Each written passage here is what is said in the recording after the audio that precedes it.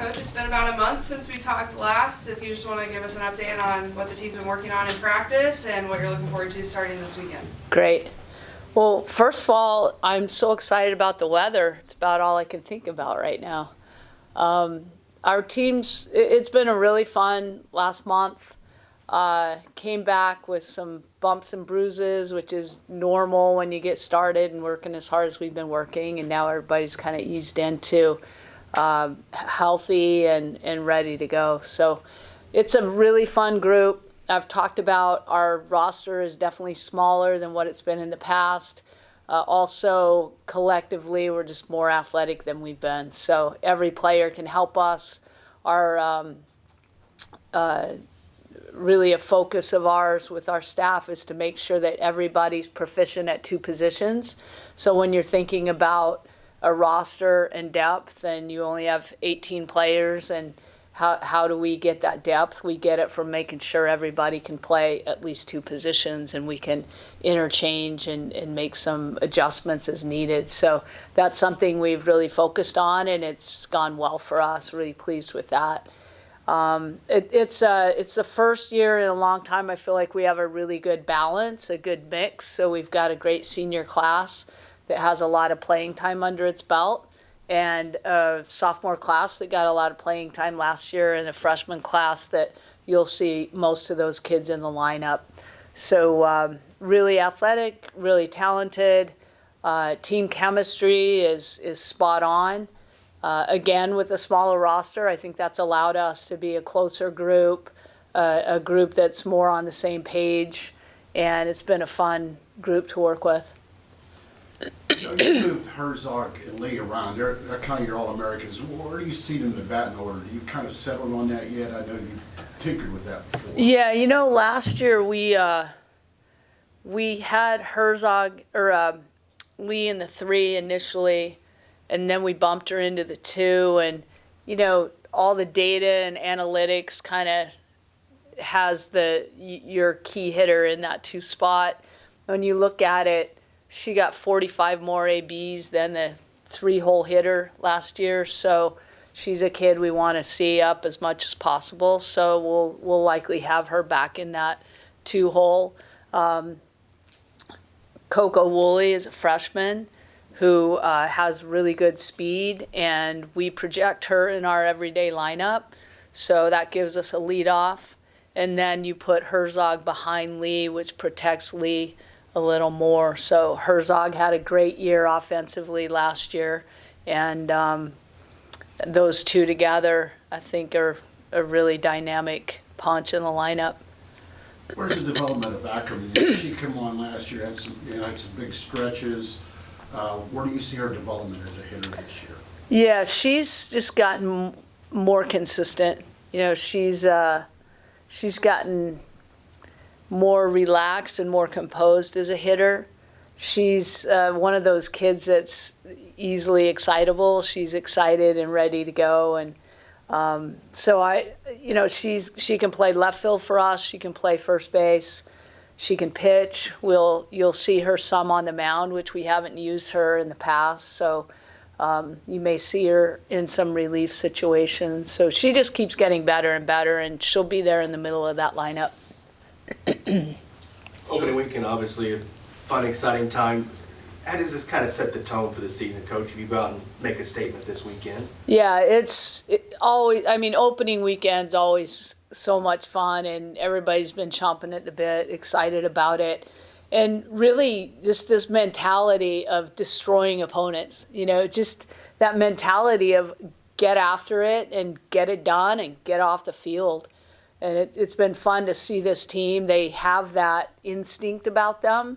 And so that'll be something we talk about a lot. We talk about finishing. Last year we were in situations that we had opportunities to win big games and didn't always finish. So that's been a big focal point for us as well. Joe, do you like working with the smaller roster? Yeah, it's a blast. I love it.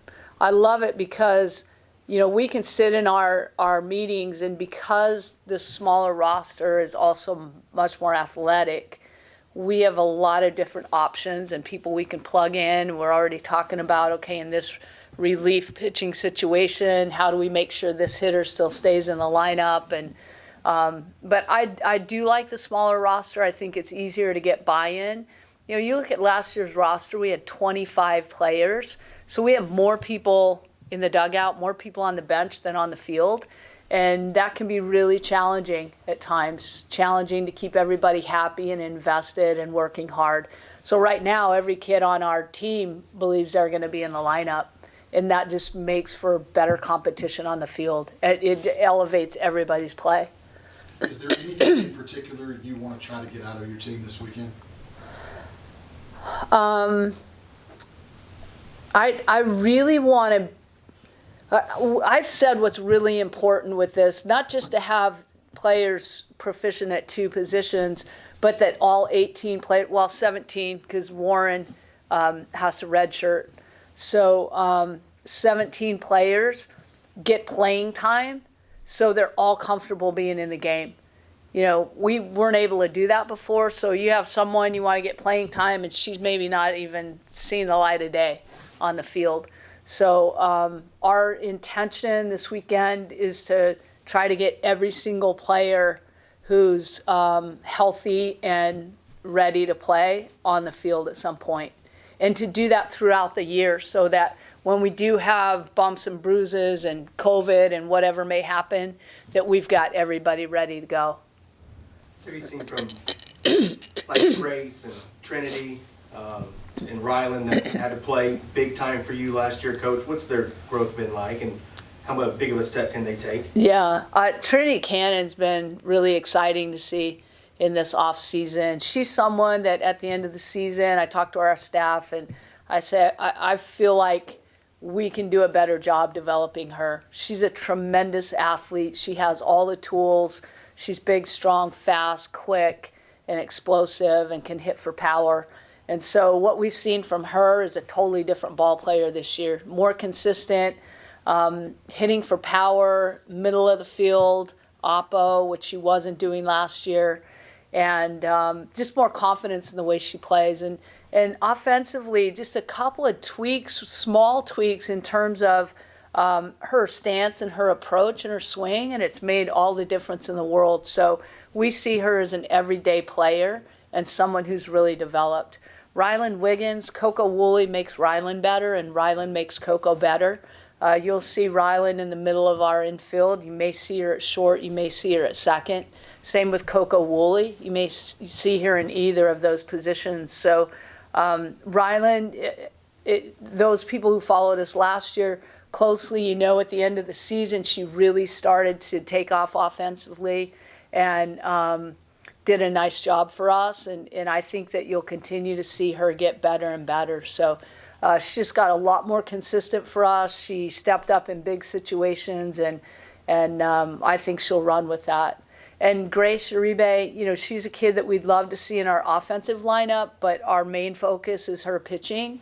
And that last year as a freshman, to get all the experience she got, I was really pleased to see how she managed it, and I think she'll just continue to get better and better. But she'll be a big part of our pitching rotation. How much has analytics changed the game, and how much have you embraced it in your coaching style? Is it something that you're using? It's changed the game immensely. It's really incredible to see what we have access to. And I've been coaching a long, long time, so the old school of even like giving signs and now we're off a card, you know, analytics kind of the same thing. We're having to transition into that and understanding how helpful it can be. We've got a new staff member who's in charge of our professional player development, and his name's Pete Suarez, and Pete is just constantly crunching numbers. You know, why should we have Haley Lee in the 2 and not the 3? I mean, those are the things that with that data, you can really have concrete evidence. Instead of we get in these coaching staff meetings and go, why in the world wouldn't we want Herzog to run in front of Haley Lee since she's got the wheels?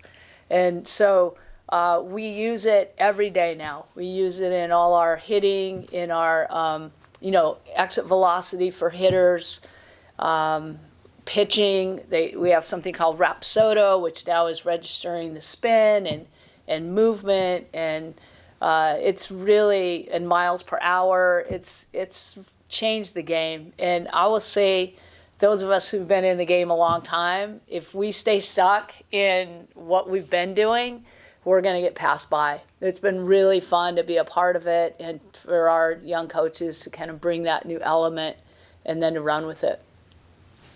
Joe, where do you kind of feel like your program is? Do you feel like it was a long time since you were one strike from the World Series, but you also lost 1 year from COVID? Yeah. Just where do you feel your program's at? It is interesting you say that, because when I look at it, it wasn't that long ago that we go to the World Series, and then the next year we're literally one strike away on the road, going back to the World Series. And when you look at it, it's only been like 3 seasons, and one of those didn't happen. So you're looking at 2 years, and but it also seems like a long time. You know, it's anytime it takes a few years to get back to the World Series, it feels like a long time. But the state of the program and how I feel about it, very, very excited. You know, every coach is going to say that, and then, you know, there's some hesitancy, and you know the roster's well enough to go, oh, I don't know why that coach is actually excited. I feel really excited about this team, and I love the trajectory of our program. You know, it's been some ebbs and flows for sure, some ups and downs, peaks and valleys, no question about it. But I look at the athleticism we have now, more experience that we have, and even just so thrilled about the signing class we just signed for this past fall for next year, and add those kids to the group. So it's something I feel really strongly about in terms of where our program's headed and what we're going to be capable of doing. We turned over a lot of players from last year's team, and what we have right now is buy-in and athleticism in every player, and that's made a big difference for us. What do you expect from the 3 opponents you'll be facing this weekend? A&M Corpus Christi is tough because they have a new coaching staff, and they brought in, I think, 10 or 11 transfers, JC transfers. So we don't know exactly what we're going to get from them, not having coached against this staff and some of these players. UTA, they do a really nice job. We have a player who transferred up there, and Megan Smith, the twin sister of Morgan Smith. So that always brings this element of, you know, somebody wants to beat you even more than typically they want to beat you. And they've done a good job up there. And then Western Kentucky is a team that was a postseason team last year. They've got 2 really good arms. They throw in the upper 60s. Anytime you've got 2 live arms on a squad, you never take that for granted. So I think even though on paper it looks like, you know, these aren't big name teams, for us, it's huge. These are the games that you can't stub your toe. When all we're thinking about is hosting regionals, super regionals, playing in the College World Series. And so games like this are absolutely critical for us to win. Anything else for Coach? All right, thank you. Thanks, Joe.